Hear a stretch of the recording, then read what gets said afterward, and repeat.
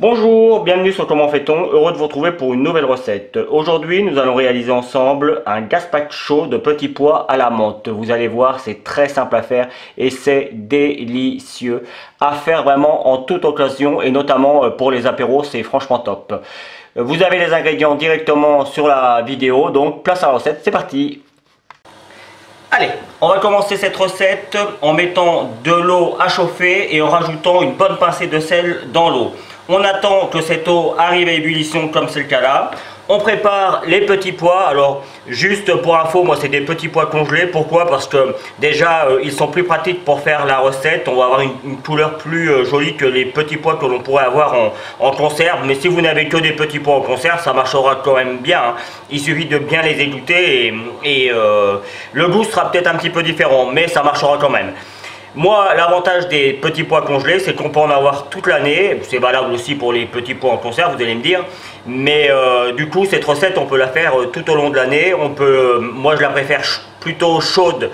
Le gazpacho plutôt chaud que froid. Mais sachez qu'en plein été, on peut le faire froid. Donc, c'est vraiment très pratique. Donc, l'eau arrive à ébullition. Hop! Je vais mettre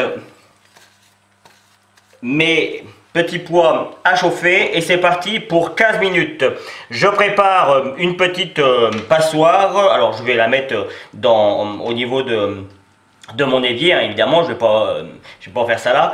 Mais au bout de 15 minutes, hop, on égoutte. Et si vous souhaitez garder une jolie couleur verte, vous pouvez préparer de l'eau bien froide et venir tremper les petits pois dans l'eau bien froide de façon à arrêter la cuisson et garder leur couleur bien verte. Donc c'est parti, 15 minutes de cuisson. Pendant ce temps-là, vous pouvez commencer à préparer les autres ingrédients. Mes petits pois sont maintenant cuits, on va dire pré-cuits, puisqu'on va les replonger encore un petit peu dans cette préparation que l'on va faire maintenant. J'ai mis 200 ml d'eau dans ma casserole. Je vais prendre la moitié d'un cube. Alors moi j'ai pris un cube de bouillon de bœuf parce que je trouve que ça donne un petit peu plus de goût. Mais si vous voulez rester vraiment dans le végétal, vous pouvez prendre un cube de bouillon de légumes. Ça marchera aussi très bien. De toute façon, moi je vais rajouter de la crème, mais c'est vrai que pour ceux qui ne veulent pas de matière grasse d'origine animale, vous pouvez faire cette recette au lieu de la crème que je vais mettre, moi la crème liquide, vous pourriez mettre une crème de soja par exemple. Ça sera pas tout à fait pareil, mais ça marchera quand même. Donc là, j'ai mis la petite, hop, je vais prendre mon fouet, s'il veut bien se défaire, voilà. Je vais mélanger et je vais rajouter, alors vous voyez, j'ai pris les extrémités, moi c'est de la menthe de mon jardin, je vais juste baisser un petit peu ça parce que ça sert à rien que ça boue pendant des heures. C'est les extrémités de la menthe que j'ai dans mon jardin. Je ne vais pas me mettre trop près parce que sinon on va mal voir. Et parce que je trouve que c'est meilleur, ça a plus de goût. Et que les grosses feuilles, elles ont un goût, enfin, en tout cas pour celles qu'on a dans le jardin, elles ont un goût plus concentré et je trouve que c'est moins bon. Moi j'aime bien les petites extrémités, les toutes nouvelles petites feuilles. Donc là, hop, je vais mettre ça avec ma préparation.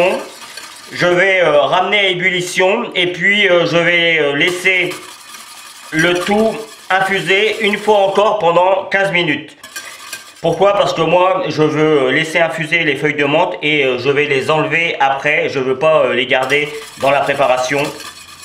Je veux qu'on sente le goût de la menthe, mais pas qu'on ait les morceaux de menthe.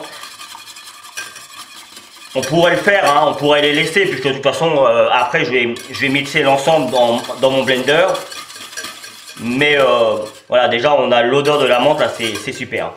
Voilà, hop, je vais laisser, je ramène tout ça à ébullition. Alors, normalement, moi, c'est parce que, comme je suis obligé de vous expliquer, ça prend un peu plus de temps. Mais normalement, vous mettez tout et en 2-3 minutes, c'est fait, hein. Enfin, je veux dire, ça arrive à ébullition, il y a 200 ml d'eau, donc c'est très rapide.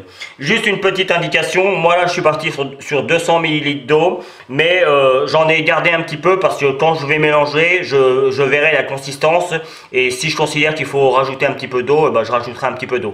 On pourrait aussi, au lieu de l'eau, rajouter un petit peu de crème, mais si vous voulez rester dans quelque chose de pas trop gras, le mieux c'est de rajouter de l'eau. Donc là vous voyez, ça arrive à nouveau à ébullition. Je vais laisser l'ébullition se faire pendant 2-3 minutes. J'éteins le tout et je laisse un quart d'heure infuser. Allez, mon infusion est faite. Hop, j'ai enlevé les feuilles de menthe. Je vais rajouter ma préparation sur mes petits pois. Alors moi j'ai pris mon blender, hein, mais évidemment si vous avez un mixeur assez classique, ça va marcher aussi. Hein. Le blender, ça a l'avantage d'avoir plus de force. C'est très concentré puisque, surtout quand on fait ce genre de préparation, c'est vraiment très pratique.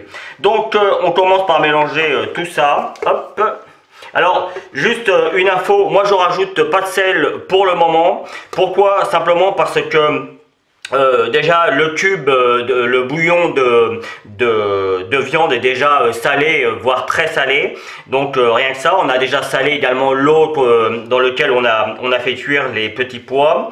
Et puis surtout à la fin de la recette, vous allez voir, je vais rajouter par-dessus pour la déco et puis aussi pour le goût de la fleur de sel. Et puis un petit coup pour le poivre. Donc c'est vraiment à la fin que je ferai le nécessaire. Donc là, hop, je vais bien fermer. Alors normalement j'ai un petit couvercle, mais comme je vais l'utiliser pour ajouter et mon huile d'olive et ma crème, donc je vais hop, mettre en route. C'est parti. Je vais rajouter mon huile d'olive en laissant tourner.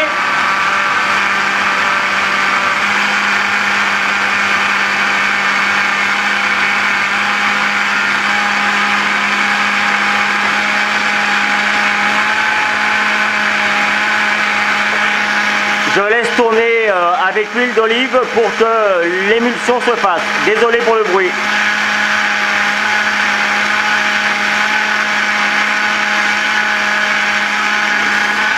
Et je vais rajouter ma crème.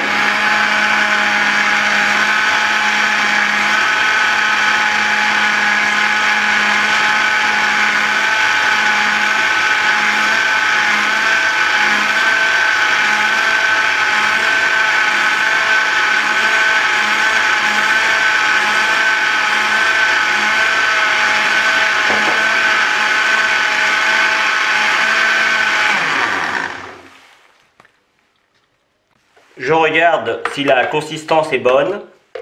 C'est ni trop épais, enfin en tout cas pour moi, hein, c'est ni trop épais ni trop mou. Donc là pour un gazpacho c'est pas mal. Alors je sais qu'il y a des personnes qui aiment bien quand c'est plus épais, voire un peu, comment je pourrais dire, vous savez, comme les soupes très épaisses. Moi je trouve que il faut quand même que ce soit pratique à déguster. Donc là vous voyez, ça coule bien, je sais pas si on voit bien, ça coule bien, mais ça tient quand même, hein, vous voyez, ça nappe bien la cuillère. Pour moi là, c'est parfait.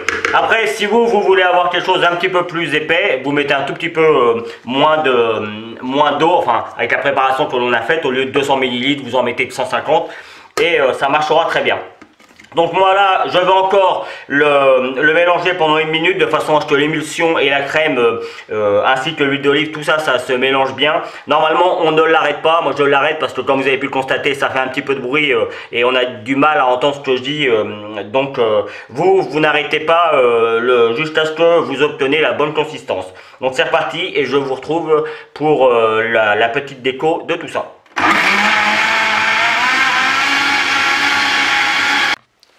Alors, on arrive au dernier moment de la vidéo. Alors évidemment, c'est aussi le dernier moment de la recette. Donc si vous voulez les servir tout de suite, il est important de tout préparer, c'est-à-dire pour la déco, les petites feuilles de menthe, le poivre et la fleur de sel. Donc là, moi je voulais juste vous montrer en versant dans la version un petit peu plus grande à quel point c'est très crémeux, très onctueux.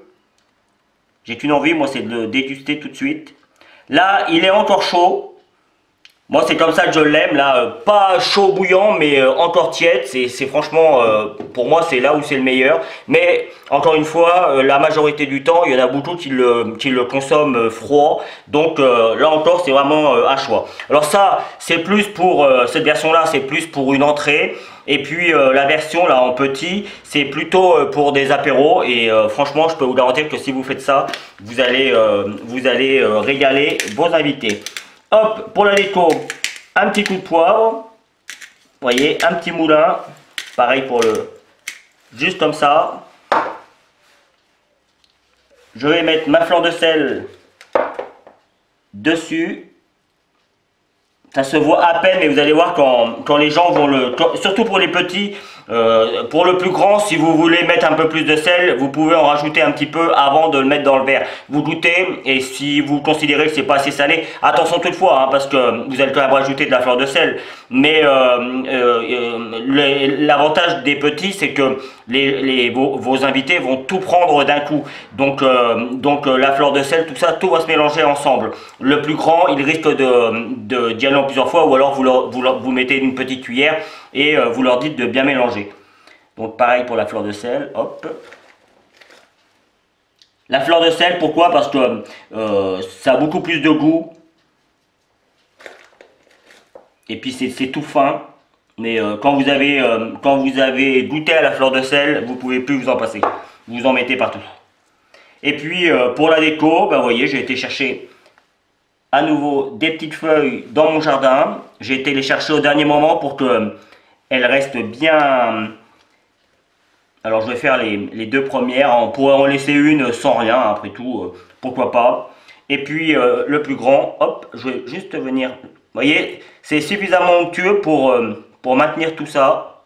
Hop, si je dois quand même aller en chercher une petite dernière, ça va être plus joli. Je comptais en avoir pris 4, mais bon, voilà, il y a un petit oubli, donc je vais le réparer tout de suite. Voilà, la vidéo va se terminer sur cette petite image. J'espère que cette petite recette toute simple à faire vous a plu, vous a convaincu. En tout cas, moi, j'ai pris comme toujours beaucoup de plaisir à la réaliser pour vous. Je ne vous l'explique plus, mais vous allez voir apparaître les liens qui vont vous permettre d'aller sur tous les réseaux sociaux. N'oubliez pas le lien que vous avez certainement dû voir apparaître tout à l'heure. Hein, je vous l'explique souvent, la plateforme Tipeee, c'est sécurisé. C'est si vous avez envie de soutenir mon travail, vous pouvez faire un don, même 1 euro. Hein, je le dis sur la petite fiche, 1 euro et ça change tout. C'est vrai que si pas mal de personnes donnaient seulement 1 euro par mois, ça changerait tout pour nous youtubeurs. Donc voilà, si vous pouvez le faire, n'hésitez pas et je vous en remercie à l'avance. Sachez que si vous faites un petit don, je note votre nom sur une des vidéos, donc voilà, après ça peut être sympa pour vous. Voilà, si vous continuez encore un petit peu plus loin, vous allez avoir d'autres éléments, notamment le lien qui va vous permettre de vous abonner à ma chaîne YouTube si vous ne l'avez pas encore fait. Et puis n'oubliez pas la petite cloche qui vous permet de recevoir mes notifications, c'est-à-dire les vidéos que je poste en général le lundi et le jeudi pour la pâtisserie. Et puis un autre jour dans la semaine quand j'ai des petits tutos de cuisine, c'est-à-dire comment réparer un four, enfin plein de sortes de petits tutos comme ça, ou des petits tutos de bricolage aussi que je fais qui peuvent servir au quotidien. Donc n'hésitez pas à aller y faire un petit tour également. Voilà, merci pour votre fidélité. À bientôt sur Comment fait-on. Salut! Vous pouvez maintenant vous abonner à ma chaîne YouTube en cliquant ici. N'oubliez pas la petite cloche pour les notifications pour recevoir toutes mes vidéos. Vous pouvez aller sur mon site www.comentfaiton.com où vous retrouverez l'ensemble de mes recettes. C'est ici et je vous donne deux autres recettes, soit qui correspondent à la recette que je viens de vous donner, soit qui est utile pour la recette que je viens de vous donner. À bientôt sur Comment